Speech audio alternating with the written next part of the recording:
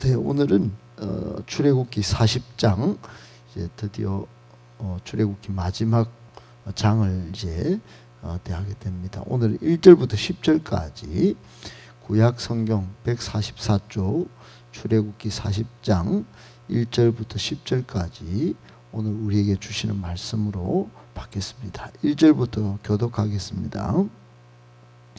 여호와께서 모세에게 말씀하여 이르시되 너는 첫째 달 초하루에 성막곧 해막을 세우고 또 정극궤를 들여놓고 또 휘장으로 그 궤를 가리고 또 상을 들여 그 위에 물품을 찢어 등잔대를 들여 불을 켜고 또 금 향단을 정극궤 앞에 두고 성막문에 휘장을 달고 또 번제단 해막의 성막문 앞에 또 물두멍을 해막과 제단 사이에 놓고 그 속에 물을 담고 포장을 치고 뜰문에 휘장을 또 관유를 가져다가 성막과 그 안에 있는 모든 것에 발라 그것과 그 모든 기구를 거룩하게 하라. 그것이 거룩하리라.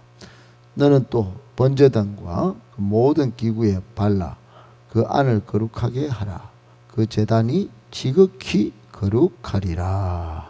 아멘.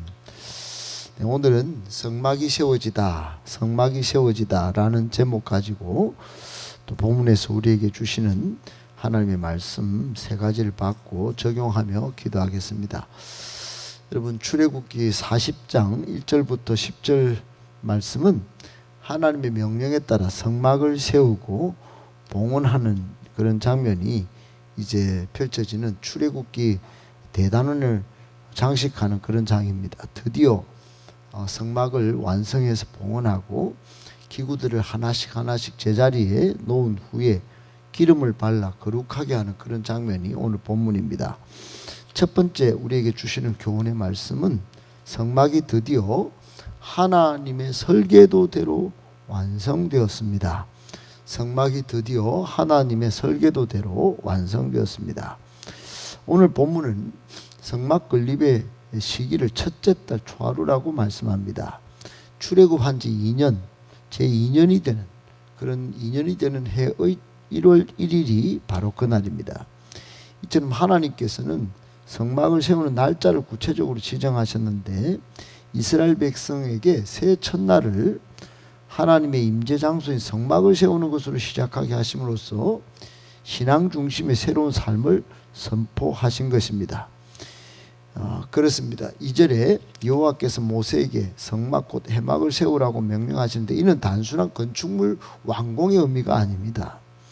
시내산에서 받은 양식대로 모든 기구가 이제 준비되었고 이제 그것을 하나님의 질서에 따라 배치하는 최종 단계를 의미하는 것이죠. 그러니까 이제 이 성막의 완성은 하나님의 임재의 처소가 드디어 마련되었다.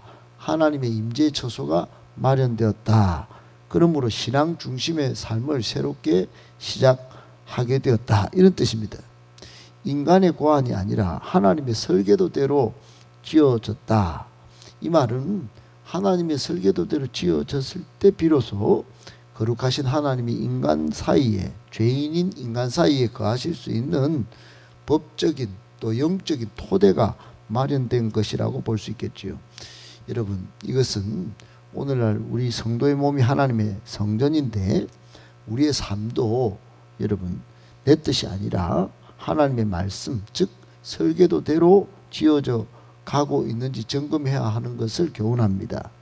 신앙의 완성은 내 열심, 내 노력이 아니라 말씀에 대한 온전한 순종, 즉 하나님의 설계도대로 살 때 내 신앙의 완성도 이루어진다라는 것을 기억해야 하는 것이죠. 그래서 우리에게 주시는 첫 번째 교훈 그렇습니다.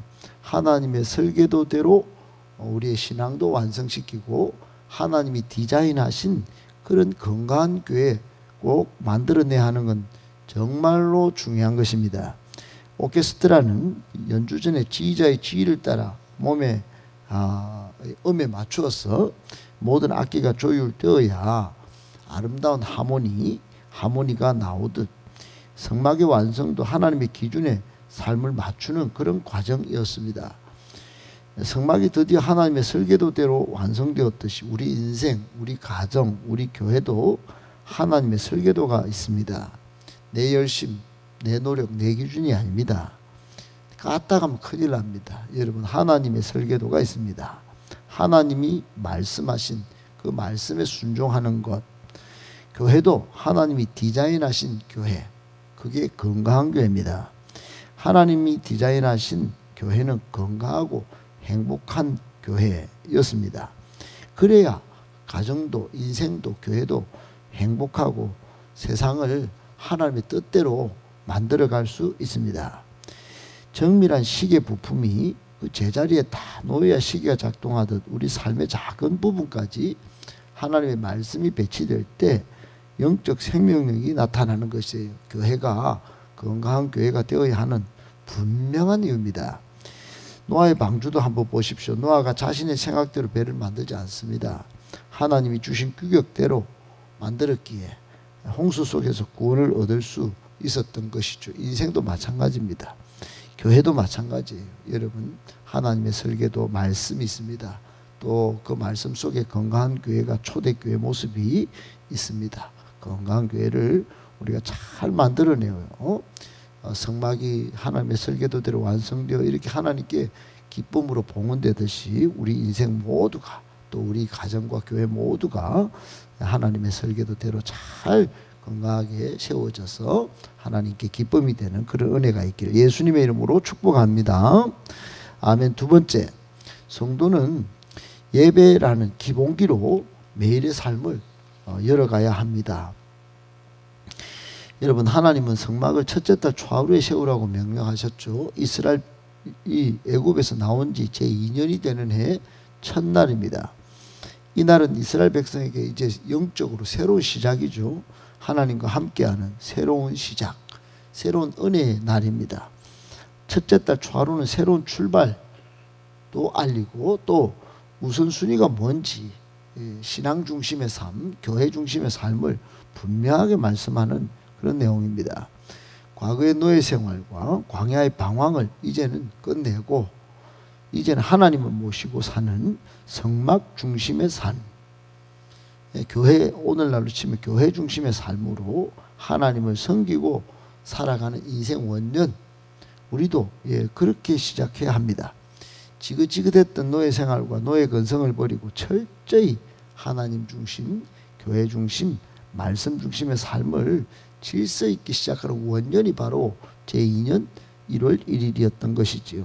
그 안에 3절에서부터 8절까지 보면 성막 내부에 얼마나 질서 있는 배치가 이루어지는지 모릅니다. 성막은 아무렇게나 기구를 놓는 그런 것이 아니었어요. 하나님의 엄격한 질서에 따라, 설계도에 따라 지성소 가장 안쪽에는 언약궤, 증거궤를 두고 휘장으로 가리고, 성소에는 진설병, 떡, 상과 등잔대, 또 분향단을 증거궤 앞에 딱 둡니다. 바깥으로 나와서 뜰에는 성막문 앞에 번제단을 놓고 회막과 제단 사이에 물두멍을 두어 씻게 합니다. 마지막으로 뜰 주위에는 포장을 울타리를 쳐서 경계를 만듭니다. 여러분, 그런 의미에서 우리도 하나님 중심, 교회 중심, 그리고 말씀 중심, 이런 질서 있는 삶이 굉장히 중요한데 그 중에 가장 이 시작의 중심에 뭐가 있을까요? 예배가 있습니다. 예배가 있어야 합니다. 새 달, 새 하루에, 새해 모든 시작 하나님께 먼저 올려드리는 것이에요. 오늘 하루도 마찬가지입니다. 모든 시작의 중심에 예배가 있어야 합니다. 그것은 내 인생의 주권이 하나님께 있음을 고백하는 가장 강력한 신앙의 행위입니다. 예배를 소홀한 인생치고 주권이 자기에게 돌아가는 경우가 많아요. 감정대로, 자기 생각대로 살아가는 그 정말 좀 진짜 그리스도인답지 않은 모습이 우리 안에 얼마나 많이 침투하는지 몰라요. 예배가 목숨을 걸고 드려져야 하는 이유입니다. 내 인생의 주권을 철저히 맡기는 신앙, 그건 정말로 예배를 잘 드리는 사람에게서 보여지는 증표입니다. 증표. 고린도후서 5장 17절에 그런 적 누구든지 그리스도 안에 있으면 새로운 피조물이라 이전 것은 지나갔으니 보라 새 것이 되었도다. 우리가 정말 예배를 통하여 정말 새 것이 된 것을 날마다 선포해야 합니다. 두 번째 우리에게 주시는 교훈은 성도는 예배라는 기본기로 매일의 삶을 열어가는 사람들이다 하는 겁니다. 첫 단추가 얼마나 중요합니까? 옷을 입을 때 첫 단추 잘못 끼우면 나머지가 다 어긋나듯 인생의 첫 시간, 이 하루의 아침, 또 일주일의 첫날, 한 달의 첫날, 월삭 전부 여러분 하나님께 드리는 것이 삶 전체를 바로잡는 비결입니다. 배가 항해할 때 제일 중요한 건 나침반이죠. 배가 출항할 때 가장 먼저 나침반을 확인합니다. 왜요? 목적지까지 방향을 잃지 않기 위해서죠. 마찬가지로 우리 인생의 새로운 시작점에서 말씀의 성막을 세우는 거, 말씀의 성막을 세우는 거, 이게 너무너무 방향을 잃지 않게 하는 제일 중요한 건데, 그게 바로 하나님이 예배로 이렇게 하도록 하신 겁니다. 운동선수도 시즌을 시작하기 전에 기본기를 얼마나 중요시하게 여겨서 기본기를 다지듯이 우리도 예배를 통해서 예배라는 기본기로 삶의 새 장을 열어가야 합니다. 꼭 기억하고 오늘 하나님께서 말씀을 따라 순종하며 질서 있게 균형 잡힌 그렇게 좀 성막을 잘 건축하여 완성되듯이 우리 인생도 그렇게 살 때 아름답게 성장할 것이라는 줄 믿고 예배를 아주 아름답게 잘 섬기고 또 그렇게 예배 잘 드리는 인생을 다 만들어가는 저와 여러분들 되시길 예수님의 이름으로 축복합니다. 아멘. 마지막 세 번째, 거룩은 도덕적 수양의 결과가 아니라 하나님의 소유가 되었다는 성별의 결과입니다. 하나님의 소유가 되었다는 성별의 결과가 거룩입니다. 모세는 오늘 9절 10절에 하나님의 명령대로 번제단과 모든 기구에 관유를 바릅니다. 관유를 발라 어떻게 했다고 그럽니까? 거룩하게 합니다. 거룩이란 단어가 쏟아져 나옵니다. 여러분, 그렇게 제단도 거룩하리라고 선언하고 제단이 하여튼 기름 부음으로 거룩해졌다 이렇게 선포합니다. 다른 말로 한마디로 말하면 세상의 것과 구별되어졌다 이 말이죠. 세상의 것이 아닙니다. 이제 하나님의 소유가 되었다는 겁니다. 기름을 발라서. 단순히 조립이 끝났다고 해서 성막이 되는 것이 아니에요. 결정적인 성별의 과정이 필요했는데 바로 모든 성막의 기구와 번제단에 거룩한 기름, 즉 관유를 발랐다는 겁니다. 그렇게 기름이 발라질 때 비로소 이 기구들은 세속적, 세상적 물건에서 지극히 거룩한 하나님의 성물로 변화된 것입니다.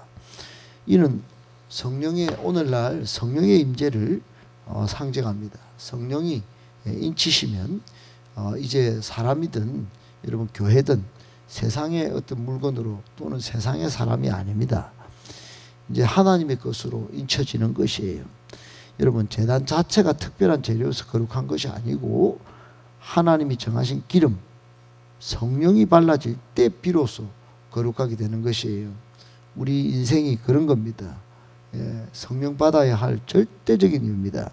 우리 도덕적 수양이 잘 돼서 착하게 사는 거 중요합니다. 착하게 살아야 합니다. 그러나 성령이 없으면 꽝인 것이에요. 하나님의 소유가 안 되는 겁니다. 성별이 안 되는 것이에요. 우리 성도가 거룩해지는 방법은 스스로 깨끗해지려는 노력 중요합니다만 그것이 완성이 아닙니다. 바로 예수 그리스도의 보혈과 성령의 기름 부심 아래 머물 때 완전 거룩해지는 것이다 하는 겁니다. 그러면 하나님의 소유로 변화되는 것입니다. 이제 이렇게 하나님께 드려진 헌신된 삶만이 세상 속에서 지극히 거룩한 영향을 끼치게 되는 인생, 교회 되는 것이에요. 레위기 20장 7절에 너희는 스스로 깨끗하게 하여 거룩할지어다. 나는 너희 하나님 여호와니라 그랬어요. 깨끗하게 스스로 하지만 결국 거룩해진 하나님의 소유된 그런 것을 말씀합니다. 베드로전서 1장 15절에도 오직 너희를 부르신 거룩한 이처럼 너희도 모든 행실에 거룩한 자가 되라. 구별되라 이 말입니다. 여러분, 마지막 교훈, 오늘 드디어 하나님이 거하실 이제 집이 준비되었습니다. 인간이 마음대로 만든 것이 아닙니다. 하나님의 명령대로 순종해서 완공했을 때, 그리고 기름을 발라 거룩하게 구별했을 때 비로소 그곳은 하나님이 만드신 거룩한 집, 성막이 된 것입니다. 하나님은 모든 제단의 기구에 기름을 발라 거룩하게 하셨는데 이게 다 하나님의 소유가 되었다는, 성별의 결과물이 되었다는 뜻입니다. 아무쪼록 여러분, 평범한 종이도 옛날 왕의 인장이 찍히며 어명이 되어서 어마무시한 결과를 가져왔고, 사약을 내리고 어명을 따라 천지가 벌벌 떨기도 했죠. 권위가 그만큼 있었다는 겁니다. 평범한 우리의 삶도 성령이 인치시면 하나님의 어명을 수행하는 거룩한 도구가 되는 겁니다. 권세가 생기는 거예요.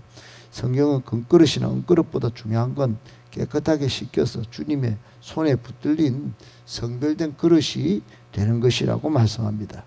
거룩하게 구별되어서 쓰임받는 것, 이게 엄청난 영광입니다. 거룩은 하나님의 영광을 반영할 때 온 세상에 빛나는 광채를 발하게 되는 것입니다. 꼭 기억하시고 우리 모두 성령의 인치심을 받아 거룩하게 되어 하나님의 소유가 될 뿐만 아니라 세상에 하나님의 영광의 빛을 드러내는 복된 우리 모든 성도님들 다 되시기를 예수님의 이름으로 축복합니다.